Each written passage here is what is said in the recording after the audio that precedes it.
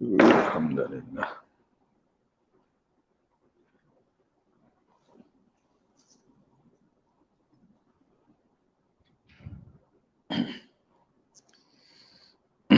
Astaghfirullahaladzim, astaghfirullahaladzim, astaghfirullahaladzim, alladzi la ilaha illa huwal hayyul qayyum wa atubu ilaih.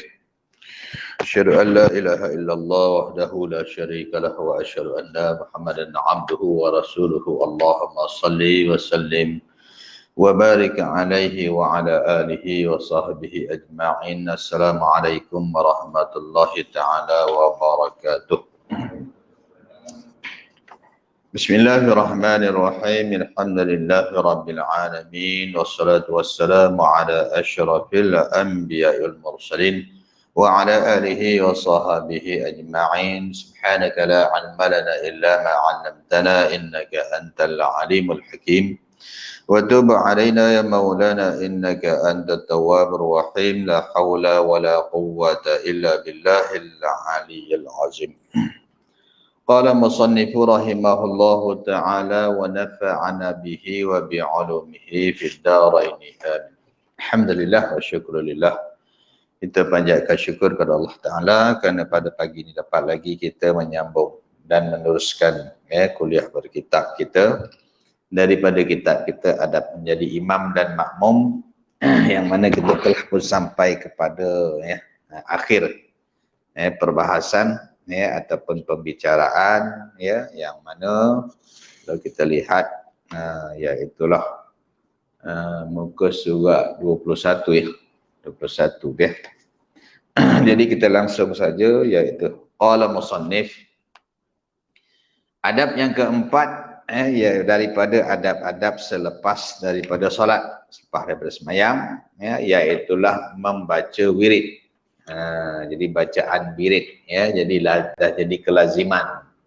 Dah bila habis sembahyang kita ada wirid selepas sembahyang. Dan di sini kita sebutkan kata musannif akan wirid yang banyak dibaca. Maknanya kebanyakannya baca wirid hak ni. Walaupun kadang-kadang ada yang berbeza, ada yang sama tak ada hal. Yang banyak dibaca di Malaysia, Indonesia, Singapura, Brunei dan negeri-negeri Asia Tenggara ini ataupun Nusantara. Mengapa kita katakan banyak ataupun banyak yang bersamaan dan banyak yang kita iaitulah tak lain tak bukan kerana yang datang ataupun yang membawa agama yang menyebarkan dakwah di sekian di sekitar kawasan Asia Tenggara ni Nusantara iaitulah para ulama daripada Arab sama ada daripada Yaman, Hadramaut ataupun daripada Gujarat jadi kebanyakan mereka itu bermazhabnya Syafi'i. Jadi mazhab Syafi'i mendominasi kita kata mendominasilah antara empat mazhab yang muktabar itu, maka lebih banyak diamalkan. Walaupun tak dinafikan ada juga beberapa mazhab yang kita kata yang dibawa ataupun yang disebarkan termasuk mazhab Hanafi, Maliki dan Hambali, tapi yang majoriti Syafi'i. Jadi sebab tu ada banyak persamaan lah. Kalau kita pergi Thailand hatta sekalipun Thailand Patani ataupun di Indonesia di mana-mana pun lebih kurang sama je lah. Cuma mungkin ada sedikit tambahan ataupun sedikit pengurangan tu tidak menjadi hal. Jadi sebab tu makna kalau kita pergi mana-mana negeri Asia Tenggara ni lebih kurang sama amalannya. Jangan katakan wirid lah, sembahyang, puasa dan lain-lain daripada amalan sama. Cuma kalau kita pergi ke negeri-negeri yang kurang ataupun minoriti kita kata mazhab kita kata umat yang bermazhab Syafi'i. Contoh kalau kita pergi India, Pakistan kan dia banyak Hanafi kan. Begitu juga kalau kita pergi ke apa ni, ya, negeri-negeri yang lain juga, dia berbeza-beza. Jadi itu tidak menjadi hal, tidak menjadi masalah. Jadi ya, bacalah wirid-wirid yang kita ketahui. Ya, asal makna wirid ni ya, iaitu yang sampai, amalan yang sampai kepada kita, ya, berpanjangan sampai, ya, iaitulah bacaan-bacaan yang khusus, yang Nabi ajar, setengah daripada sahabat begini, setengah daripada sahabat begitu, dan macam-macam lagi. Lalu mereka himpunkan, yakni para ulama, ya, menghimpunkan, antara amalan-amalan yang Nabi beri pada sahabat-sahabat. Ada dapat amal ni, ada dapat baca tu, dan sehingga dihimpunkan, ya, dalam satu perhimpunan, jadilah wirid, ya. Baik. Jadi itu wirid ini disusun oleh Syekh Ahmad Al-Kushashi. Ya, terutama wirid yang lepas sembahyang, Syekh Ahmad Al-Kushashi Al-Madani, Madinah. Sebab tu terkenal dengan nama wirid Ahlil Madinah. Wirid penduduk Madinah. Tak? Ya. Seperti yang disebutkan dalam kitab Hidayatus Salikin, dalam kitab tu oleh Syekh Abdul Samad Al-Falimbani rahimahullahu ta'ala. Jadi dalam kitab Hidayatus Salikin dia akan bawa datang wirid ni. Ya, jadi ya, jadi maknanya satu, banyak diamalkan, yang kedua iaitulah dia punya sanad dia ataupun dia punya, kita kata, pertalian dia sampai. Dan di sini kita sebutkan wirid tersebut dengan ada sedikit perubahan. Jadi makna sini ada tambah ada kurang. Tak? Maka tak menjadi hal. Wirid itu ialah, dia kata, wirid setelah semayang maghrib dan subuh. Mengapa maghrib dan subuh ni dia khususkan, padahal ada zuhur asar kan? Kerana ialah anak-anak, kerana seperti mana yang kita maklum, wirid subuh, zuhur, subuh dan maghrib ni antara waktu yang afdal, yang utama. Kemudian waktunya pun yang pendek, kemudian masing-masing tu mewakili masa. Kalau subuh tu nak masuk kepada waktu siang, maghrib, kalau maghrib tu masuk kepada malam. Sebab tu dalam Quran pun Allah Ta'ala sebut, dahlah kamu sebut akan Allah Ta'ala, pada waktu pagi dan pada waktu petang. Bila kata pagi, subuh lah, ya. Pada waktu petang maknanya maghrib, lepas asar masuk maghrib, ya. Baik, jadi kalau kita tengok sepintah lalu lah, yang setengah tu yang biasa kita baca. Contohnya, ya, kita lihat situ, astaghfirullah 3 kali, ya, astaghfirullah, astaghfirullah, astaghfirullah. Ataupun kita nak baca, ya, yang panjang, astaghfirullahalazim alladzi la ilaha illa huwal hayyul qayyum wa atubu ilaih. Tak?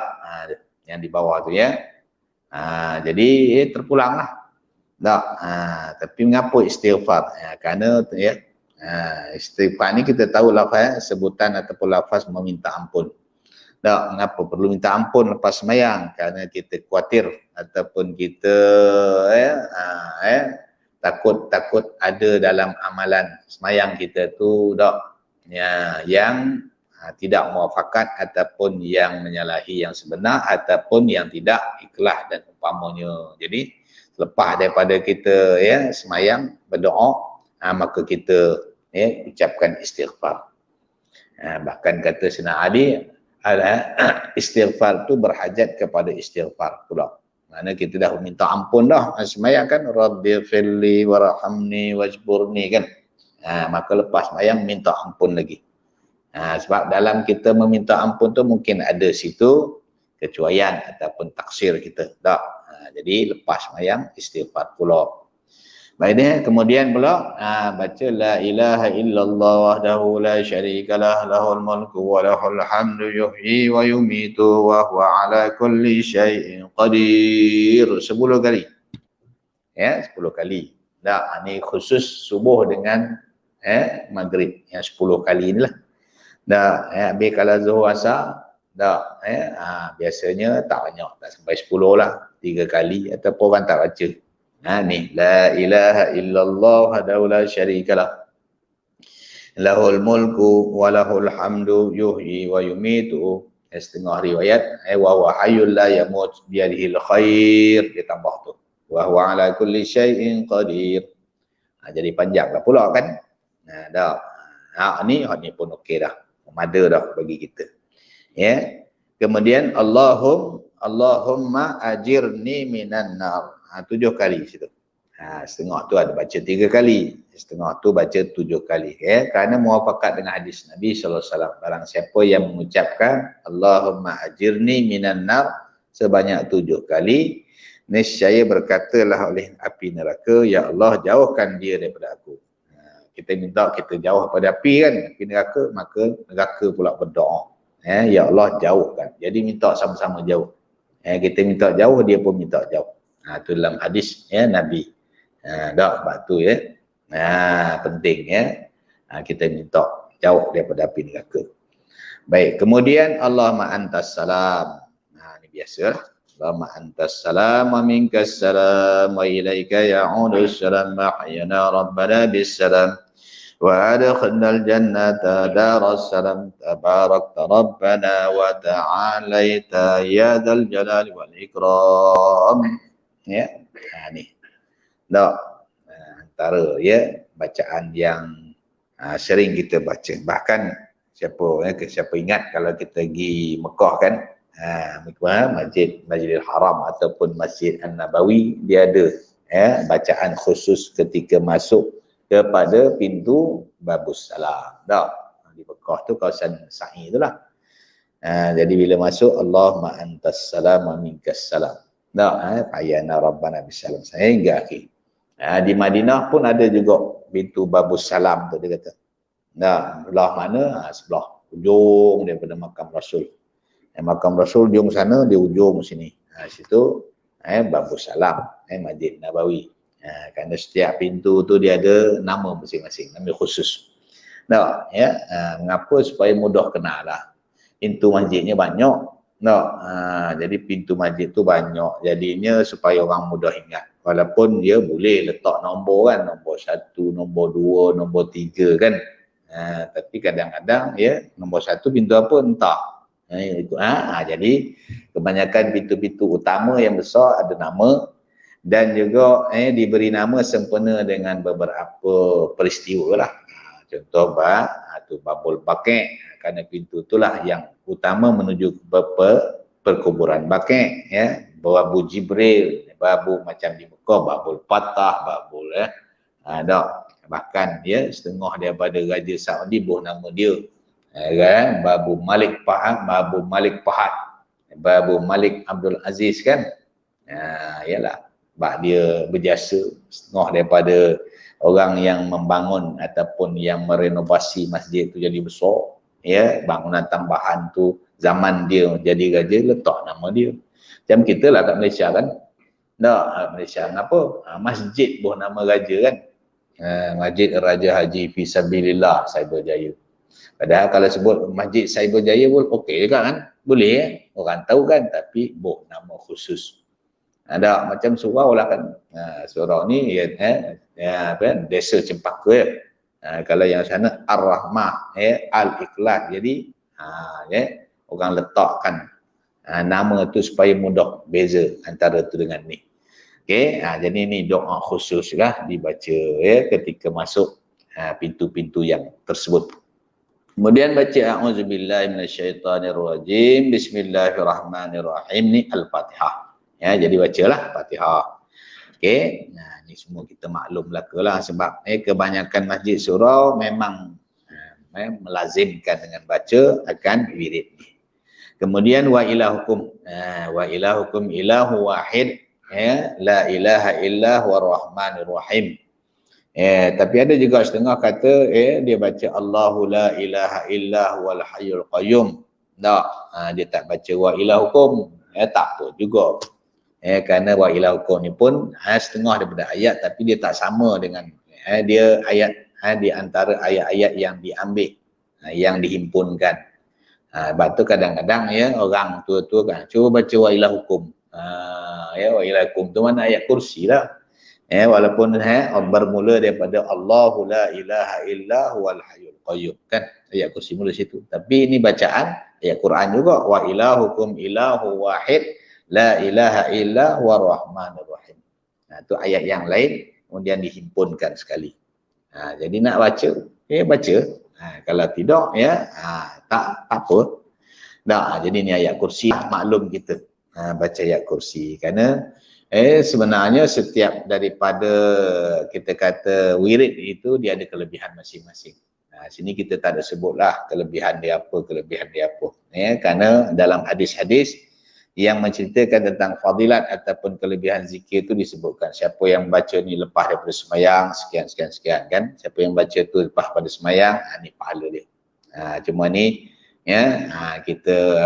kita cek tengoklah ataupun kita mentelaah tengok iaitu beberapa wirid yang biasa kita amal. Kemudian pula selepas daripada ayat kursi tu, jadi ni tuan-tuan baca sendirilah ya, kita perengkahkan aja. Lepas daripada ayat kursi iaitu amanar rasul. Jadi ni jarang sangatlah orang baca. Bila makin bertambah bacaan makin panjanglah masa kan. Orang semua nak cepat jadi amanar rasul. Kalau cepat bacalah amanar rasul bima. Biasa baca bila ni? Biasa baca kalau ada kenduri tahlil kan, baca amanar rasul. Amanar rasul bima unzila. Cuma pada ni tak payahlah baca ulang-ulang yang 3 kali tu. Apa dia?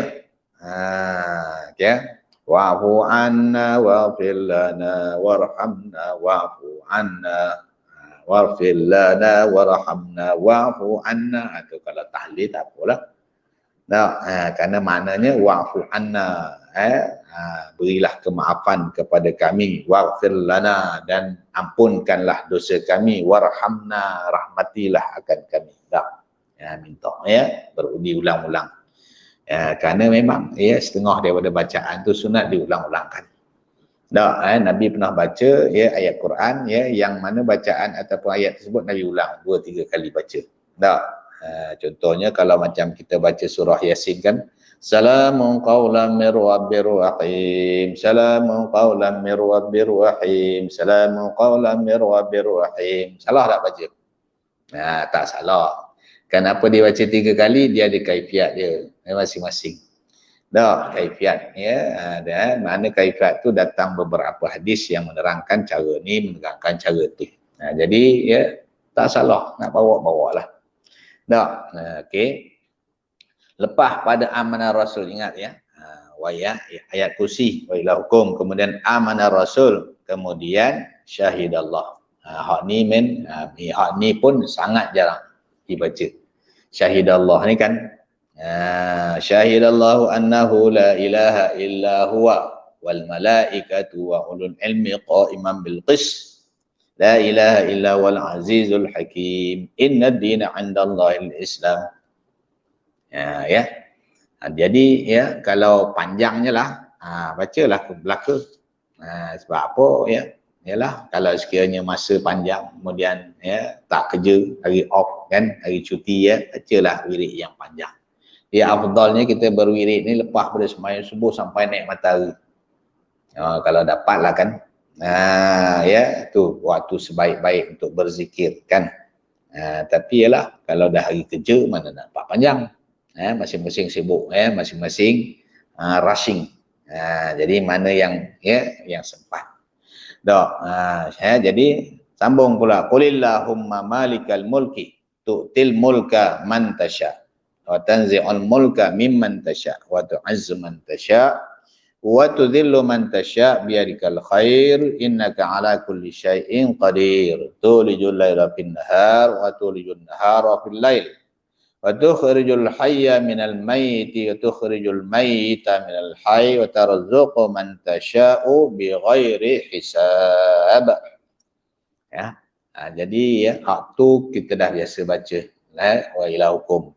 Kemudian amanah rasul pun kita dah biasa baca. Hak ni jarang baca. Syahidallah. Syahidallah ni jarang baca.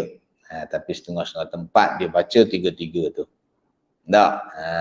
Jadi antara kita kata intipati daripada syahidallah ni iaitu qulillahumma malikal mulki, katakanlah olehmu bahawasanya Allah Ta'ala yang memilih akan kerajaan. Jadi kekuasaan, kerajaan, ya, semua tu milik Allah. Sebagaimana kita bacakan dalam suratul Fatihah kan, ya. Jadi Allah Ta'ala memilih Maliki Yaumiddin. Allah Ta'ala yang memilih ataupun yang menguasai hari kemudian.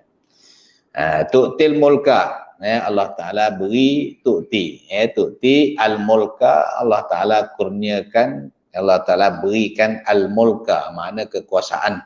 Beri kuasa. Siapa? Man tasya'u, siapa yang ia kehendak. Siapa yang ia kehendak, dia beri kekuasaan padanya.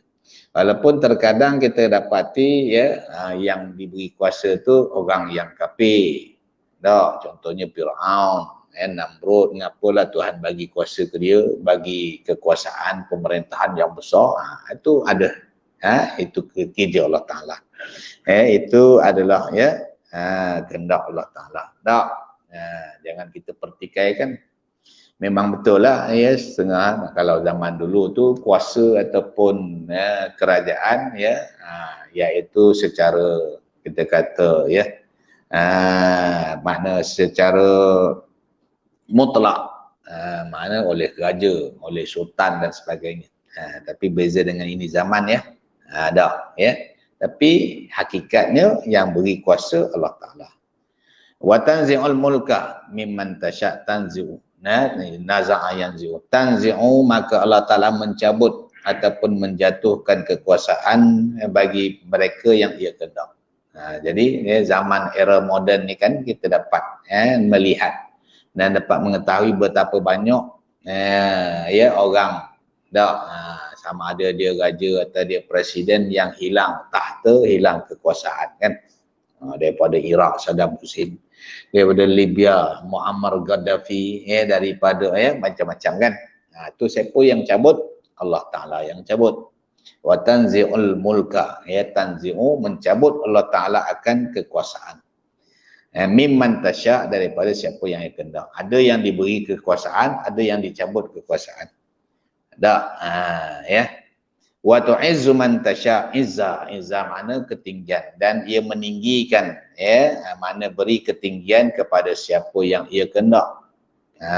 Makna kalau sekiranya Allah Ta'ala kehendak, maka orang tu ditinggikan, dilebihkan daripada orang lain. Wa tudhillu man tasya', dan juga Allah Ta'ala yang menghinakan sesiapa yang ia kehendak. Jadi mana hina mulia kita ni manusia atas kehendak Allah Ta'ala. Walaupun manusia berusaha untuk menghinakan seseorang, tetap dia mulia. Ataupun walaupun manusia cuba nak memuliakan seseorang, tetap dia hina kalau sekiranya Allah Ta'ala tak izin. Itu mana intipati daripada biarikal khair ila innaka ala kulli syai'in qadir, bagi engkau lah segala kebaikan. Itu sampai al-ayah. Tulijul laila fin nahar, Allah Ta'ala membalikkan malam kepada siang dan siang kepada malam. Dan Allah Ta'ala juga yang mengeluarkan yang hidup daripada yang mati. Asal dulu mati, belum hidup lagi, Allah Ta'ala juga. Wa tukhrijul mayyita minal hayy, dan Allah Ta'ala mengeluarkan yang hidup, yang mati daripada yang hidup. Asal sekarang dia hidup, esok dia akan dimatikan. Tarzuqu man tasya'u bighairi hisabin, Allah Ta'ala juga yang memberikan akan rezeki kepada sesiapa yang ia kehendak dengan tidak ada kira-kiranya, bighairi hisab. Itu maksud daripada bacaan yang kita baca itu. Baik, jadi semua bacaan-bacaan ni ayat Quran belaka. Ayat Quran. Jadi maknanya diambil ataupun dinakalkan oleh ulama daripada sama ada daripada hadis ataupun daripada Quran. Baik, kemudian seterusnya bismillahirrahmanirrahim. Qul huwallahu ahad, Allahus samad. Baca qul huwallah. Kemudian diteruskan lagi bismillahirrahmanirrahim. Qul a'udzu birabbil falaq. Al-ayat sampai akhir al-ikhlas, al-falaq, kemudian qul a'udzu birabbin nas. Hingga akhir. Jadi 3 qul lah. Qul huwallah, al-falaq, an-nas dibaca juga lepas daripada semayang tu. Okey. Kemudian Allahumma a'inni ala dzikrika wa syukrika wa husni ibadatika. Bacaan tambahan pula. Jadi ya, ini tolonglah olehmu akan daku atas mengingatimu dan mensyukuri akan nikmatmu dan ya melaksanakan sebaik-baik ibadah. Dah, kita minta tolong kepada Allah Taala. Karena kalau tidak ada pertolongannya, nescaya tidak dapat kita melaksanakannya. Kemudian subhanallah 33 kali. Ya, subhanallah, subhanallah, subhanallah, ataupun alhamdulillah 33 kali dan Allahu Akbar 33 kali. Bermakna 99 kan? Ya. Ada juga orang baca 15 kali, ya, terpulang. Tapi yang warid daripada hadis, ya, semua ni ada dalil berlaku. Hadis ni kan, 33, 33 dan 33. Mengapa 33? Ada hikmah di sebalik bilangan 33 tu. Ataupun setengah orang dia ganti dia berganti dengan gabungan subhanallah walhamdulillah wala ilaha illallah wallahu akbar kan, ada tak?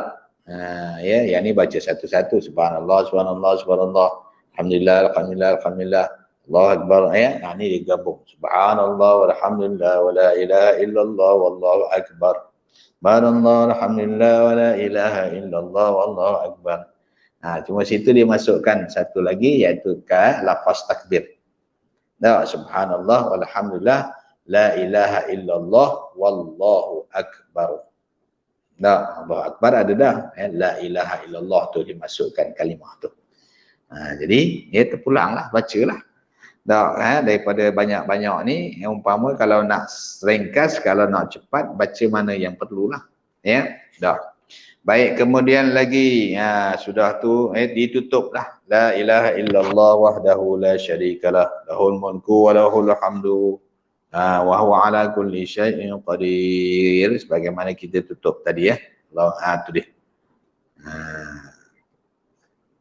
Okey, baca Kemudian wala haula wala quwwata illa billahil aliyil azim. Kemudian tambah lagi kalau nak tambah Allahumma la mani'a lima a'taita. Ya Allah, tidak ada yang menegah. Tidak ada yang menghalang daripada barang yang Engkau beri. Jadi kalau Tuhan kehendak, Tuhan nak bagi, tak ada siapa boleh halang. Wala mu'tiya lima mana'ta, dan tak ada siapa yang boleh beri atas barang yang kau tegah. Kalau Tuhan tegah, Allah Ta'ala tak beri, tak ada siapa yang mampu nak bagi. Wala rada lima qadaita, tak ada siapa yang boleh menolak apa yang kau tentukan, semua ketentuan daripada Allah. Wala yanfa'u dzal jaddi minkal jadd, tiada memberi tiada memberi manfaat atas mereka yang mempunyai keutamaan daripada engkau, keutamaan engkau. Baik, kemudian Allahumma shalli ala sayyidina Muhammadin abdika wa rasulika nabiyil ummi wa ala alihi wa sahbihi wa sallim. Kullama dzakaraka dzakirun wa ghafala an dzikrikal ghafilun wa radiyallahu tabaraka wa ta'ala an sadatina ashabi sayyidina Rasulillahi ajma'in. Wa hasbunallahu wa ni'mal wakil, la haula wa la quwwata illa billahil aliyyil azim. Jadi ini itu dia. Kemudian diteruskan kalau dulu-dulu biasa ya latif ya kafi ya hafiz ya syafi ya latif ya kafi ya hafiz ya syafi Allah ya latif ya wafi ya karim antallah. Lepas tu la ilaha illallah la ilaha illallah 10 kali. Panjang ialah sesuaikanlah dengan masa. Kalau ada ceramah lepas maghrib tu jangan panjang-panjang. Pendekkanlah. Pas subuh ada ceramah pula kan, ada ngajar, mana sesuaikanlah. Bukan mesti nak kena baca ni mesti, ini sebagai panduan atau sebagai kita kata pedoman untuk kita nak bertahlil. Nak bertahlil, nak berwirid. Dan seterusnya lanjutkanlah dengan tahlil dan doa. Tahlil ni la ilaha illallah tu nama tahlil. Halala yuhallilu tahlilan. Bertahlil iaitu dengan mengucap tahlil la ilaha illallah tu tahlil. Dan seterusnya berdoa. Doa apa? Terpulanglah apa doa yang kita dapat, yang kita hafaz. Sama ada doa dalam bahasa Arab pun boleh, bahasa Melayu pun tak apa. Tak. Cuma kalau jadi imam tu ya, bahasa Arab lah kan. Kemudian pula dhamir ganti nama mufrad tu gantilah kepada jamak. Ya. Supaya diaminkan oleh makmum. Jadi hak ni imam baca, makmum pun baca, sama-sama bacalah. Tak. Jadi inilah wirid zikir lepas maghrib dan lepas subuh. Cuma zuhur, asar, isyak ni ya pendek sikit lah. Dia tak panjang mana. Seperti mana apa tu tadi ya. Tengok wirid setelah sembahyang zuhur, asar dan isyak. Tengok astaghfirullah, astaghfirullah, astaghfirullah. Dan kemudian astaghfirullahalazim alladzi la ilaha illa huwal hayyul qayyum wa atubu ilaih. Dan kemudian Allahumma antas salam wa minkas salam. Sini dia tinggalkan la ilaha illallah wahdahu la syarikalah. Ya, lahul mulku. Tak, dia tinggalkan, dia tak baca hak tu. Jadi mana bacaan tu khusus untuk maghrib dengan subuh. Tapi kalau nak baca juga terpulang. Ya, tidak jadi hal. Nak baca. Tak, ya, makin banyak kita baca semakin afdal kan. Kerana setiap bacaan yang kita baca tu ada nilai yang pahala di sisi Allah. Tak, kemudian ya seterusnya a'udzubillahi minasyaitanirrajim, yani Fatihah, baca Fatihah pula. Seterusnya Allahu la ilaha illa wal hayyul qayyum, dia tak bawa datang wa ilahukum ya. Tapi nak baca juga boleh, tak ada masalah. Ya, yang penting ialah mana kita rasa nak baca, kita bacalah.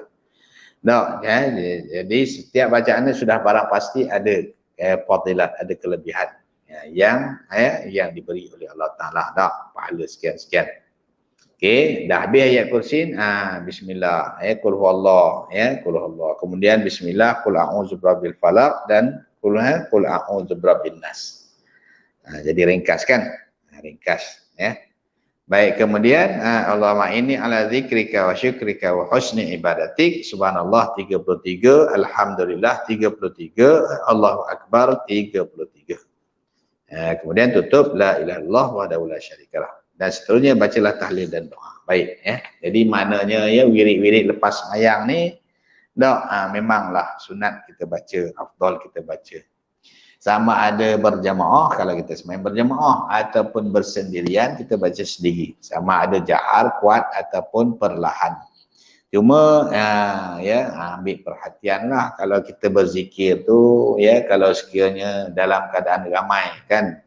Kita dah sedang sembahyang, kemudian kita zikir. Kemudian ada pula orang yang belum sembahyang ataupun dia tengah sembahyang, maka sederhanakan sebutan tu. Supaya apa? Supaya tidak ganggu dia dan supaya dia dapat konsentrasi. Sebab kadang-kadang ya masbuk, datang pula orang nak jadikan dia imam, dia pun ialah bila jadi imam mana dia kena kuatlah bacaan kan. Tapi kerana speaker lagi kuat, pasang high volume kan, sampai dia punya suara pun tak didengar oleh makmum dia ya. Jadi itulah, kalau boleh jangan kuat sangat. Jangan kuat sangat. Ya, jangan terlalu kita kata terlalu nyaring kuat. Kalau kita tahu kita berasa speaker kita ni kuat sangat, kita baca slow lah sikit. Ya, tu kalau kita tengok kalau sekiranya ada orang sembahyang belakang tu. Tapi kalau tak ada, tak apalah. Sebenarnya kita zikir ni untuk diri kita, untuk diri kita, jadinya sekadar sederhana lah, volume jangan terlalu kuat. Sebab boleh jadi ganggu pada orang yang sedang bersemayang. Sebab tu kalau kita pergi Mekah kan, pergi Madinah kan, tak ada zikir ke? Tidak ada secara kuat, tetapi masing-masing berzikir sendiri. Sebab apa? Yang datang tu macam-macam bangsa, macam-macam mazhab kan. Jadi tentu macam-macam bacaan. Jadi kalau baca kuat-kuat, yang ganggu yang ni baca lain, yang tu baca lain. Jadi masing-masing bacalah. Doa pun sendiri baca. Tu di Mekah, Madinah kan, kalau kita pergi sana. Tapi di tempat kita ni dah jadi kelaziman baca secara jahar. Mengapa kena kuat kat sini ya? Sebab kita maklum, orang kita orang Melayu, orang Arab. Yang kedua pula orang setengah tu nak mengajar orang yang tak pandai baca. Tak, terutama kanak-kanak ataupun ada juga orang tua tapi baca tak pandai. Jadi ya dengan baca secara jahar mudah-mudahan dapat diikut akan bacaan tersebut. Tak, ikutlah bacaan tersebut. Gini ya. Jadi itu tujuannya. Ya, jadi maknanya adakah ya setengah ketika baca kuat, setengah ketika baca perlahan terpulang juga. Tak syarat. Ya, nak baca kuat pun boleh, nak baca perlahan pun boleh. Jadi kalau pergi mana-mana pun lebih kurang sama je ya amalan ni kan. Kalau nama Nusantara Asia Tenggara sama je, lebih kurang. Tak, melainkan kalau kita pergi ke negeri yang lain, tu mungkin berbeza lah. Okey, jadi perkara ni ya yang disunatkan. Mana dalam bab sunat ataupun amalan-amalan ni jangan pula kata ni tak ada nas, tak ada dalil ataupun bid'ah, tak. Masing-masing daripada bacaan tu ada dalil-dalil ni. Cuma sini dia tak bawa lah dalil tu. Tak.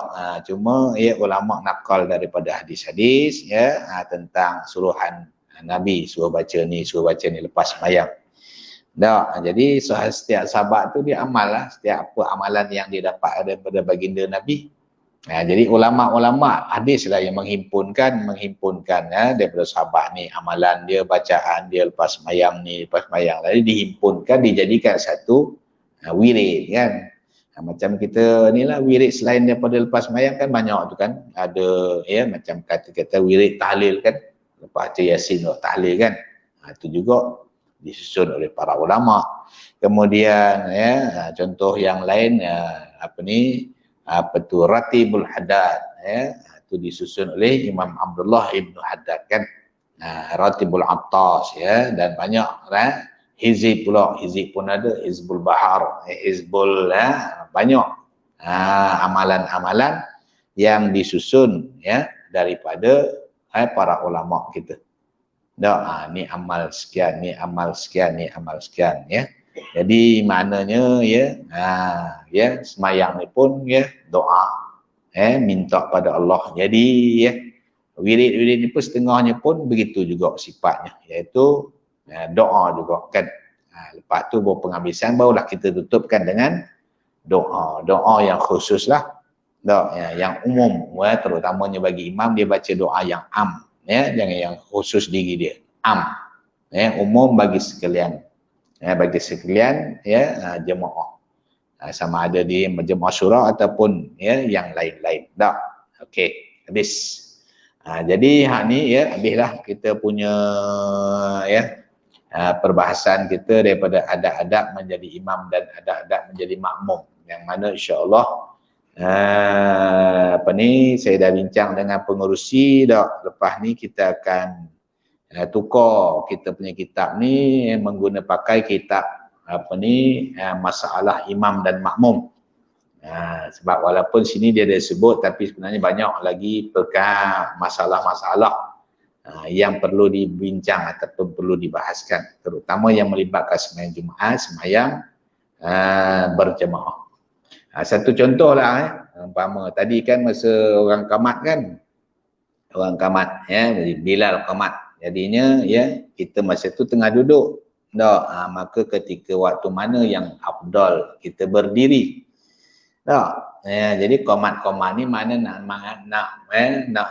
mendirikan sembahyang lah, sembahyang tu kan lepas azan kita sembahyang sunat, lepas sunat kita duduk zikir ke apa kan, kemudian bila imam kata saf kan, jadi bila pun nak qamat lah, nak qamat tu makna nak berdiri, nak sembahyang, nak didirikan. Jadi ketika kita duduk nak bangkit tu waktu bila, tu tak dibahas dalam kitab kita kan, tak ada. Jadi kata setengah ulama iaitu ketika berkata oleh Bilal qad qamatis salah, ketika Bilal qad qamatis salatu qad qamatis salah, maknanya kan telah didirikan semayang itu, maknanya semayang akan didirikan. Jadi katanya setengah ulama ketika itu disebut kita pun bangkit. Walaupun ada juga orang bangkit awal, saf, imam dah kata saf, jadi bila baru nak qamat dia bangkit dah, boleh juga. Ataupun habis dia qamat, Qad qamatis salatu qad qamatis salah, Allahu akbar, la ilaha illallah, dia pun la ilaha illallah baca, kemudian baru dia bangkit. Jadi hak tu pun tak, itu pun ialah walaupun kita kata tak masuk dalam sembahyang berjemaah, tapi itu setengah daripada amalan, setengah daripada kelakuan yang ada kaitan dengan sembahyang. Sebab apa? Qamat sebab nak sembahyang lah. Kalau tak sembahyang tak qamat kan. Itu pun jadi sebenarnya permasalahan. Ini belum masuk bab muafiq dengan masbuk. Dia tak ada bahas sini kan. Kalau orang tu masuk dalam keadaan imam begini, apa hukum dia? Adakah dia dihukum masbuk ataupun muafiq? Dia dua je, makmum. Imam tak ada imam tak ada imam muafiq, imam masbuk tak ada. Yang ada masbuk muafiq ni makmum. Tak. Jadi bila dia masuk menyertai imam, niat ikut imam, maka pada ketika itu dua hal. Sama ada dia muafiq ataupun dia masbuk. Tak. Jadi kena faham pula makna ataupun ta'rifan muafiq dengan masbuk tu. Walaupun memang setengah-setengah kitab ada bahas masalah ni kan, dalam kitab-kitab fiqh. Tak. Tapi permasalahan ni banyak. Tambah pula kalau sekiranya melibatkan perbezaan mazhab pula. Imam mazhab ni, kita mazhab tu. Ataupun kita jadi imam, orang lain mazhab dia jadi makmum, ataupun sebaliknya. Jadi mana pembicaraan bab muafiq masbuk imam makmum sembahyang berjemaah ni banyak. Jadi saya pilih kitab tu, kitab apa tu adab imam dan makmum, masalah imam dan makmum.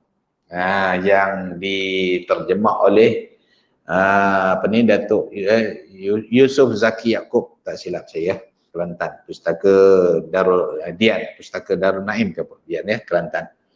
Dan sebenarnya kitab itu banyak dicedok ataupun diterjemah daripada kitab seorang ulama mazhab Syafi'i yang tajuk kitab Qaulut Tam, perkataan yang sempurna, pada membicarakan tentang masalah imam dan makmum dan banyak, bukan setakat tu saja, ada banyak terjemahan kitab banyak di Kedah pun ada juga yang menterjemahkan kitab tu.